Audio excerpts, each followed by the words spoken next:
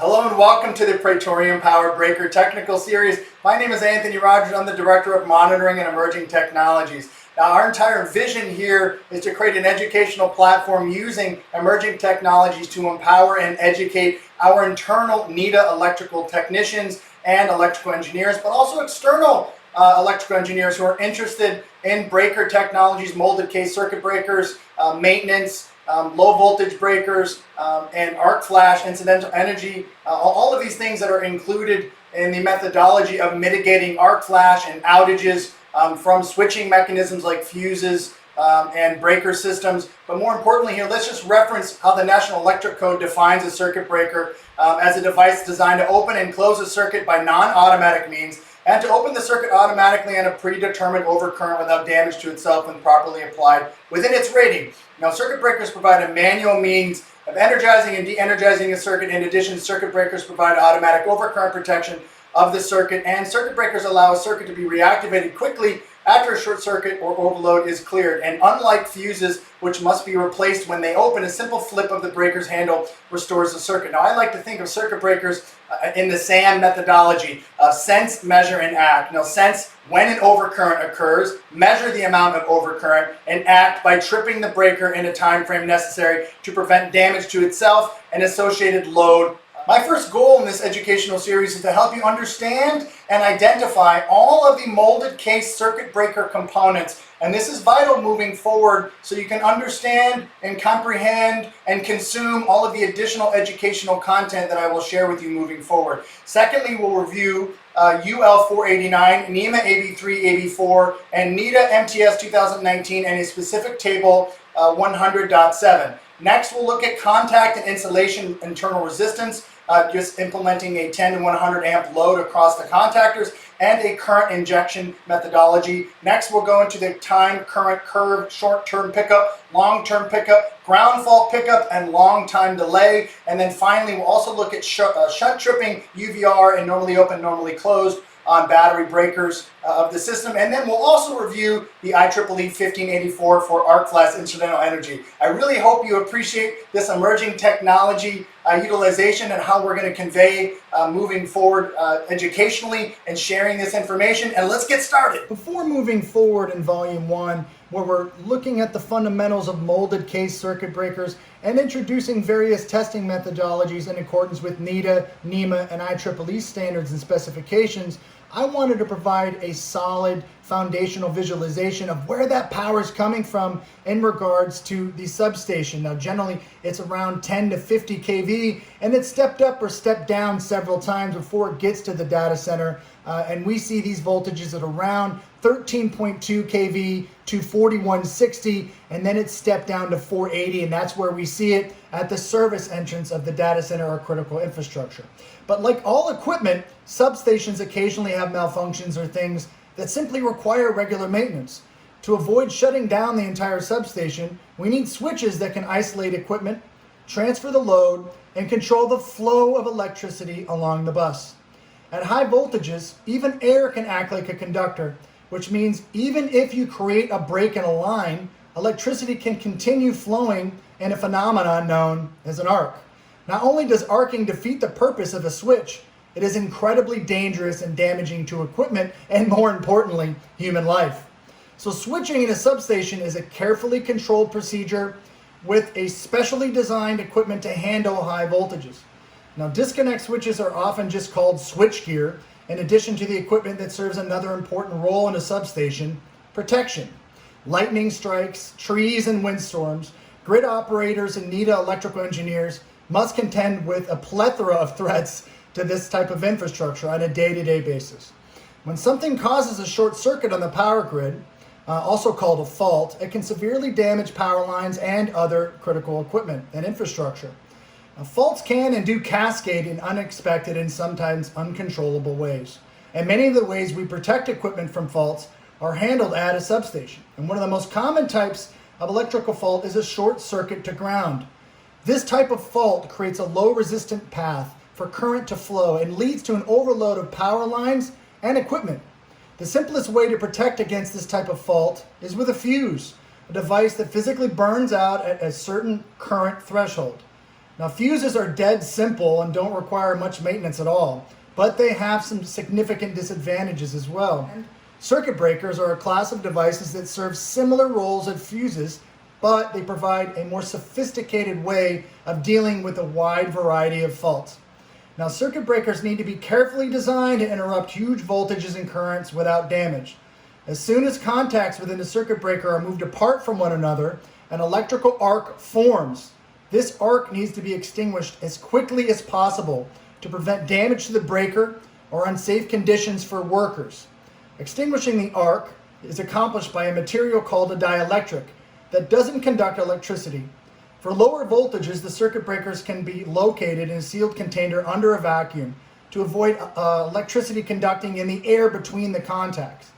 For higher voltages, breakers are often submerged in tanks filled with non-conductive oil or dense dielectric gas. Now, these breakers give grid operators more control about how and when current gets interrupted. Not every fault is the same, and sometimes operators need to know about a disturbance ahead of time, and then they can trigger breakers early to prevent cascading failures by shorting much of that current into the ground rods.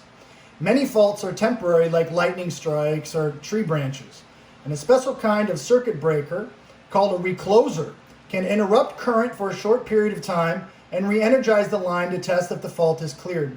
Reclosers usually trip and reclose only a few times, depending on their programming, before deciding that a fault is permanent, and then it'll lock out. If electricity demand on the grid gets so high that it can't be met by the utility, substations may also be used to shed the load. Okay? Now, one of the most important parts of the power grid is that different segments flow at different voltages. Voltage is a measure of electrical potential, somewhat equivalent to the pressure of water in a pipe. Now, at large power plants, electricity is produced at somewhat low voltages, as I previously alluded to, around 10 to 50 kV. From there, the voltage is increased in many more orders of magnitude, okay? And then it's stepped up or stepped down accordingly. Now, the transformer is an extremely simple device that relies on alternating current on the grid to function. It consists of adjacent coils of wire, and as the voltage in one coil changes, it creates a magnetic field. And this field couples with the other coil, inducing a voltage. This incredible part of a transformer has to do with the number of loops in each coil. The induced voltage will be proportional to the ratio of loops. Now, for example, this is a great one. If the transmission side of a transformer has 1,000 loops, while the distribution side has 100, the voltage on the distribution side will be 10 times less. Now, this is very simple, but a good way to visualize how it's used to step up or step down voltage, and it's necessary to balance the safety and efficiency along each part of the power grid. Now, Praetorian Power plays a key critical role. We are a premier NETA electrical testing organization, and we handle all the maintenance and critical infrastructure at substations all the way down into the data center. Now, the rest of this educational volume will focus and revolve around molded case circuit breakers, but I will also delve into safety, arc flash, and incidental energy, because they're all tied together, and you cannot work on breakers unless you have a solid foundational understanding of all of these concepts, okay? Thank you so much, and let's dive into the next part. Hello and welcome back. Before we identify and review all the fundamental components of molded case circuit breakers, as I previously alluded to, I want to review something that's very important to me personally and our company. It's a #1 focus and priority, which is safety first and utilizing PPE in accordance with NFPA 70E. Now, in my experience of over 21 years in working in these environments, I've generally seen that the biggest mistakes have been made from the most senior electrical engineers and NETA technicians out in the field. And the reason is people become more comfortable with certain tasks and conditions as they've done them over a period of time, generally. And this is where you make the biggest mistakes. People start skipping safety-related mechanisms. You know, they stop performing risk assessments before they do any work. They just jump right in. And it's very important to identify these risks and implement a series of controls to eliminate and reduce all the potential hazards when working on electrical infrastructure, and more specifically circuit breaker maintenance. We're using a lot of high types of DC current and testing mechanisms to ensure that these products are in accordance with and adherence with manufacturer specifications and adhering to the NFPA 70E safety related documentation is of the utmost importance. So I'm going to review a few changes in the 2021 NFPA 70E before we get over to identifying the MCCB components for the molded case circuit breakers, okay? In the NFPA 70E 2021, there's some notable changes. And number one, Article 110 outlines the general requirements for electrical safety-related work practices, and this has been revised to incorporate the general requirements for electrical safety-related work programs, practices, and procedures from other articles to emphasize their importance. Referencing to arc-resistant switchgear has been changed to arc-resistant equipment in tables 130.5C and 130.7C15A to address the use of other types of arc-resistant equipment. Modifications to table 130.5C is now listing tasks as either normal or abnormal as a risk assessment condition, and batteries have been added, thank goodness. Also, a new task has been added as a yes for likelihood of an arc flash incident for any condition, wherein operation of a circuit breaker or switch the first time after installation or completion of maintenance in that equipment.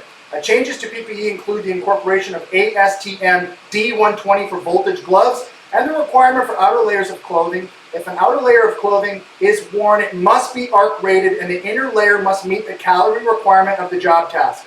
Article 360 safety-related requirements for capacitors and Annex R working with capacitors have been added to address specific safety-related requirements unique to capacitors. Annex D, incident energy and arc flash boundary calculation methodologies, has been revised to refer to IEEE 1584-2018 as a method of calculation.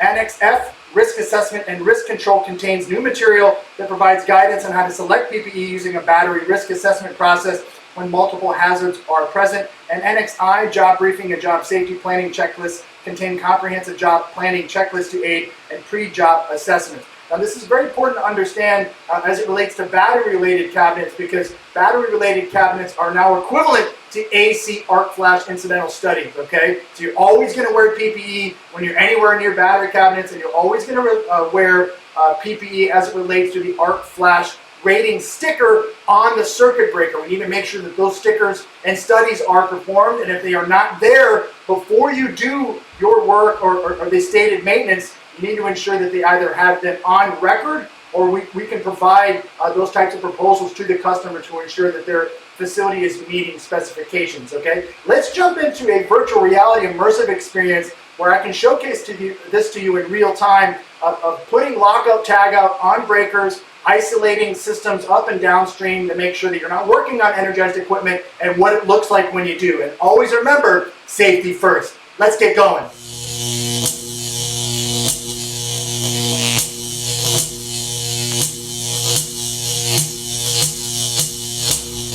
Welcome back, Praetorian Power Team. This is the virtual reality immersive visualization, which is going to help us step through a procedure in selecting the appropriate PPE when attempting to verify whether or not an MCB or MCCB electrical panel is indeed de-energized, and then looking at the electrical one-line drawing to verify which breaker needs to be locked out or tagged out, or LOTO, okay? So let's step through this to collecting the required PPE, the hard hat, safety glasses, tool belt, AC/DC voltage tester, and dielectric gloves. We're just going to come over here and grab all of these things and place them on, select each one, and then we'll teleport over to this side, right there. Perfect. So now we're going to open this up, and we can see inside the MCB here. We see a lot of these in lighting, inverter, electrical panels, and there is our MCCB. We need to verify that, so we're going to grab our tool belt right underneath us here, and we're going to grab this up. We're going to verify whether it's de-energized or not. It is not. It is still energized. Now we need to go over and verify the electrical single line diagram. So we're going to come over here and take a look right there. So which breaker is it? I think it might be over on the other side, and the appropriate switch, we're going to teleport right there. Fantastic. So now that we have it here, we know which one we have to open up, but we're not done yet. We have to place a lockout tagout switch on it, okay? So we're going to grab our dielectric gloves and our lockout tagout, which is right underneath us there. Perfect.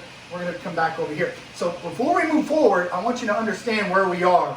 Just because we place this lockout tagout on this breaker panel does not mean that the system is de-energized. Matter of fact, if the scope of work or MOP or any kinds of retrofits or upgrades or improvements have been performed in the past, some of the scope of works may not have been refreshed or updated appropriately, which means now that this lockout tagout is here, the system could still be energized. and that is extremely dangerous. I've seen it many times throughout countless data centers around the world, where somebody thinks it's locked out, tagged out, and maybe even in 2 different places, and somebody installed a brand new breaker system or ran conduit or conductors in a different way, and they came up and they got shocked, all right? So let's come over here and take a look at this system, and now that we're here, is this going to be energized? I think it's going to be, and absolutely. I just got electrocuted, and this is a catastrophic scenario for any of us, in the needed electrical testing or electrical engineering environments. And you always must ensure that you're adhering to the NFPA 70E guidelines and the PPE for the incidental energy that you're working on, but also work with buddies.